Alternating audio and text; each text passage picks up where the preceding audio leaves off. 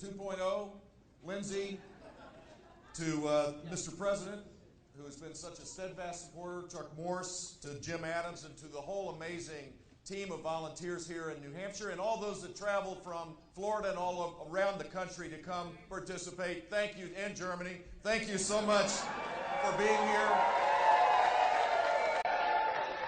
The pundits had it all figured out last Monday night when the Iowa caucuses were complete. They said that the race was now a three-person race between two freshman senators and a reality TV star.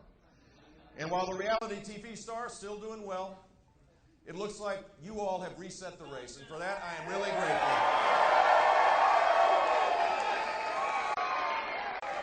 Granted, staters understand that this is a race not to be on the backbench of the United States Senate. We're electing the President of the United States, a person that has to make tough decisions. And I got to share my heart and share my ideas about the future of this country, and I'm so grateful to have that opportunity here in New Hampshire. And along the way, I did a lot of listening and learning, something that I think is important in public leadership. I learned from Missy Cruz, who's right behind me, a woman who is now a leader in the recovery movement here in New Hampshire, which has to spread all across this country. We have an epidemic of addiction in the United States, and what I learned is we can fix it if we all act on our heart to make sure that our families and our loved ones have a second chance. I learned from Eric Olson of the Londonderry Chamber of Commerce, a guy who's expanding his microbrewery business. He's waiting for a stinking stamp inside the Department of the Treasury, a stamp that was created during the Prohibition era. It'll take 6 months. He's already financed the equipment. He's ready to sell more craft beer, but because of the bureaucrats in Washington, D.C., he can't do it. I will fix that, I promise you. I've learned firsthand of the struggles of veterans all across this state and the country that are waiting for the Department of Veterans Affairs to fulfill their contract with the veterans. When they came back home, they have not gotten the care that they deserve. And in fact, at a town hall meeting last Saturday, one veteran, we learned the story of a veteran who was declared dead, who didn't get his benefits, of course, the Social Security, because he was declared dead. His daughter received a death certificate. They continued to provide the benefits inside the Department of Veterans Affairs for this guy. It took 9 months to get it fixed. Here's the deal.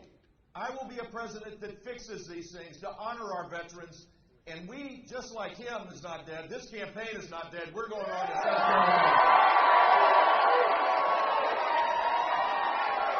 You know,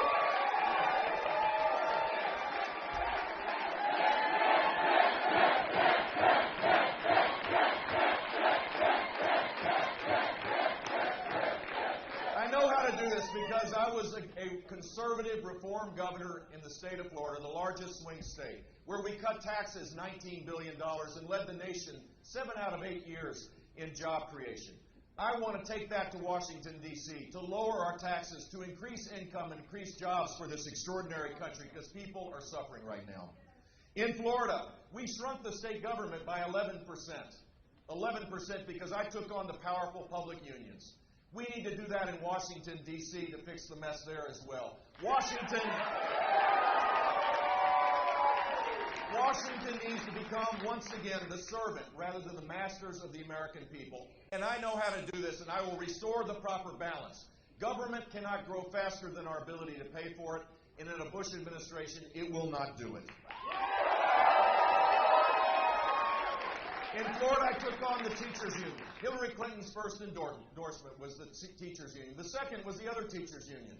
I will struggle and fight for the families that want a better education for their children. And in Florida, we did just that. The first statewide voucher program, the second statewide voucher program, and the third statewide voucher program. Real accountability around our kids, and we have rising student achievement. And as president, I will fight for families that only want a quality education for their children because they know that is the great civil right of our time. I will be a conservative candidate, embracing conservative values, and I will do it just as I did as governor of the state of Florida. Pro-life, pro-Second Amendment, embracing strong, wholesome family life, and we need a president that does just that as well. And as president, one of the first orders of business is to repeal Obamacare and replace it with a market-driven system.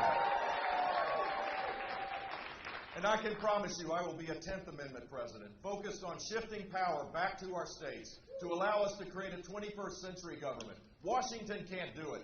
But I believe here in New Hampshire and in Florida and all across this country, if you give the power back to the states, they can craft 21st century solutions for education, for the environment, for transportation, for health care, for providing those that need help as it relates to breaking out of poverty. We can do this, but it's going to require someone with proven leadership skills, and I have those skills.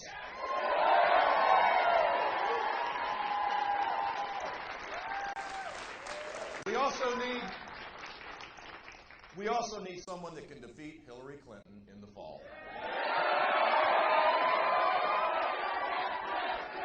And for that matter,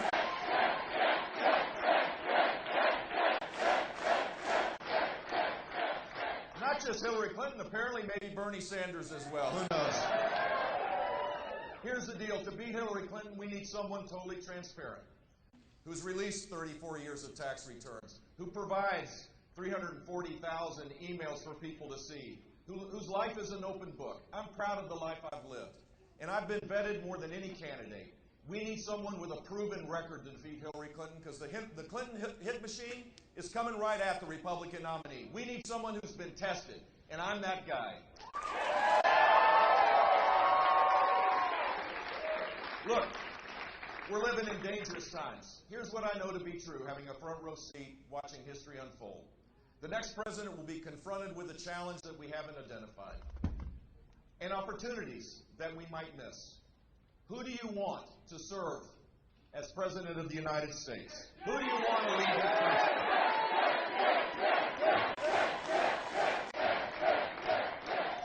Do you want someone like Hillary Clinton or Donald Trump that'll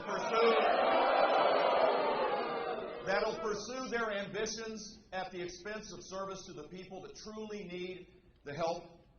Do you want someone that organizes their life by dividing us?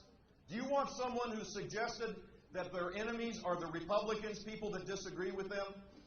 We have had that. We have had that for 7 long years. Now we need someone that believes in the goodness and greatness of the American people. Someone who will organize to find unity again, to create a sense of purpose for all Americans. Someone who will work across the aisle to fix the mess. Someone that respects the Constitution, that won't trample over it. Someone who will work with Congress. Someone who doesn't assume that just because you disagree with someone, it doesn't mean that they're a bad person.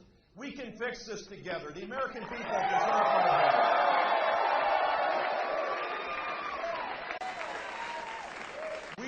We need a president with a steady hand, with a proven record, who has a servant's heart, who doesn't believe it's all about him. That's why I'm running for the presidency of the United States, and why I'm so grateful for the people of New Hampshire. You've given me the chance now to go to South Carolina, where we are going to do really well, thanks to you all. God bless you. Thank you very much. Thanks for all your help.